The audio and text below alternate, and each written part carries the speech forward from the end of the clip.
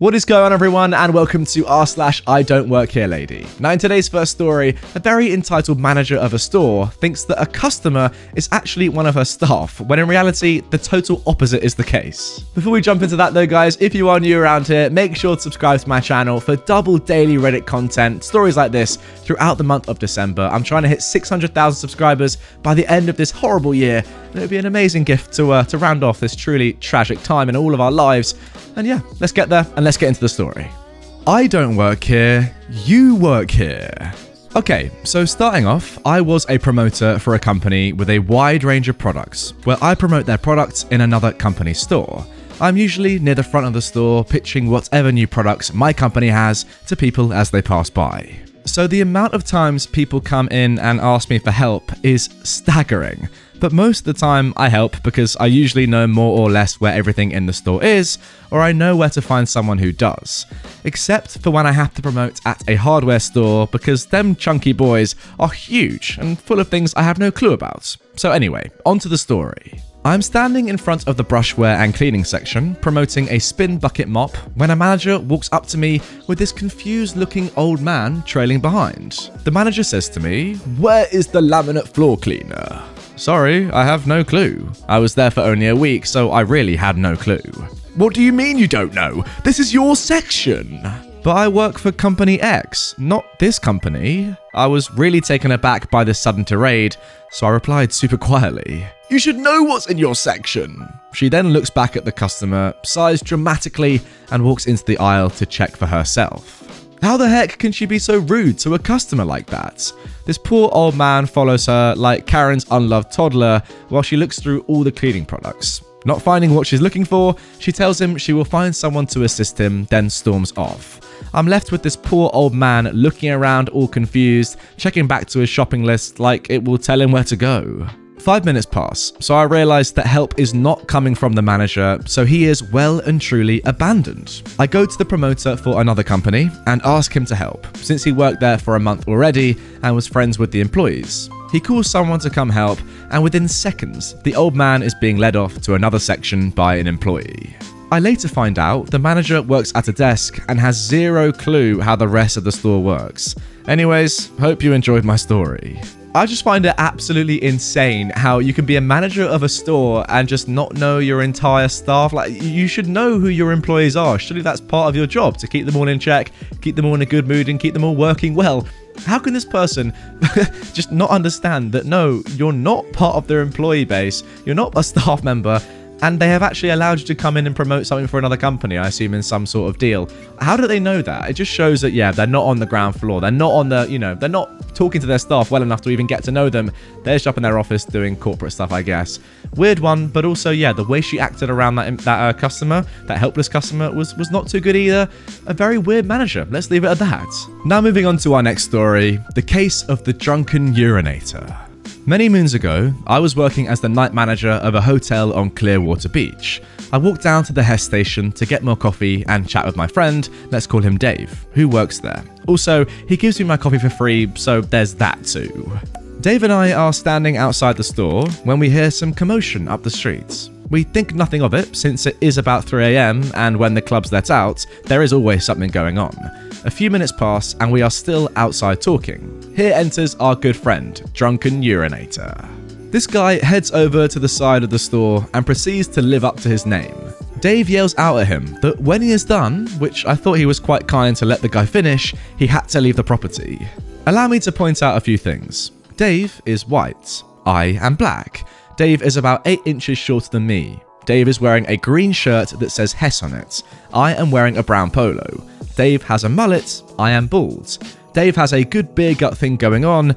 I'm not so much. Simply put, there is no way any rational, sane individual would ever confuse the two of us. Back to the story. The drunk guy leaves and Dave goes inside. I follow to fill up my coffee cup. It's free, remember, and then head back outside to walk back to my actual place of employment. This is when the drunk urinator rounds the corner of the store and yells, "That's the mother effer right there," pointing at me. First, I have no idea who he is yelling to since he is alone, and second, I immediately see this is going to end badly. So I put my hands up, my left one still has the cup of coffee, and start backing away. Dude, I don't work here. You can pee on the whole building if you want. I don't care. The drunk guy approaches me and starts babbling out something in drunken speak I can't really understand. What I do understand is that he is poking me in the chest. He does this a couple of times. All the while, I'm still attempting to back away, and I warn him, you will stop poking me. You don't tell me what to do. I'll do whatever the F I want. He pulls back his hand and goes to poke me again. And so I punched him. In that nice soft space under the Adam's apple, he falls backward a couple of feet and is trying to get his throat working properly again when someone yells out, "What's going on? That's my brother!" I look up to see the brother of the drunken urinator come running over to check. Look, your brother is drunk and mistook me for someone who works here he had an issue with. He wouldn't listen and here we are. By the way, I'm still backing up. I'm about 40 feet away now because I just want to go back to work. His brother said, yeah, he gets like that sometimes when he is drunk. I apologize for him. He gets up to come over and shake hands. Nope, stay right there. We are good. Just stay with your brother and I'm gonna head out. Oh, it's like that? You're not gonna shake my hand? His brother said. If you come over here, you're gonna end up right next to your brother. Let's just call it a night. His brother looks at me, then down at his drunk brother, then at me again. He mumbled something and knelt to help his brother get up, which I took as a perfect time to turn around and walk away. Working as the night manager of a hotel at a tourist spot, I have many of these encounters, but this is the only one I thought fit this sub. Yeah, not gonna lie guys, I've definitely been in this position a few too many times. Let's just say that, where you think you know somebody, or you know you're calling someone out for doing something, but in reality you're the one that's absolutely hammered and you don't even know your left foot from your right foot. I don't blame this guy for being drunk on a night out. You know, it's a club or whatever. You can do whatever you want. It's none of my business, and I do that sometimes as well. Not gonna lie. So yeah, it's not really a case of mistaken identity. Yes, I mean, physically, yes, it is. But in reality, this guy's hammered and probably, you know, didn't know what was going on. I think his brother actually did all right, you know, to calm the situation down. Yeah, a handshake would have been nice, but I totally understand, OP, why you wouldn't want to do that and you just wanted to get out of there. You can't really risk being around drunk people who are very, very drunk enough to confuse you with your mate who look nothing alike. Clearly, yeah, just get out of there, you did the right thing. And overall, pretty harmless story in my opinion. Now moving on to our final post. Lady mistook me for one of those baristas at the cafe. Wholesome mistake though. So, there's a cafe up the road where I live, an easy 2-mile walk for me. I go there a lot, and most of the baristas there know my family and I because we're regulars. Well, today, I went on my walk to the shop, and there was this lady and her husband standing in front of the counter, looking at the menu, and there's no barista behind the counter. Now, with how old the lady is, talking to her husband, and how she looks in general, I thought she was one of those Karens you read about on here. And then she turned to me and exclaimed, "Hey, you!" I froze for a second. Since this pandemic, I haven't really talked to anyone outside of family or the baristas here at the cafe, and I hate confrontation, so I was a bit off-put when this random person called out to me. Yeah? Excuse me, I'm terribly sorry to bother you, but you're one of the employees here, right? My husband and I are new here, and we were wondering what's good to drink. Keep in mind, I walk to the cafe, and where I live, it's extremely hot. So I was in shorts and a t-shirt that had Rick and Morty on it. Totally not looking like a barista.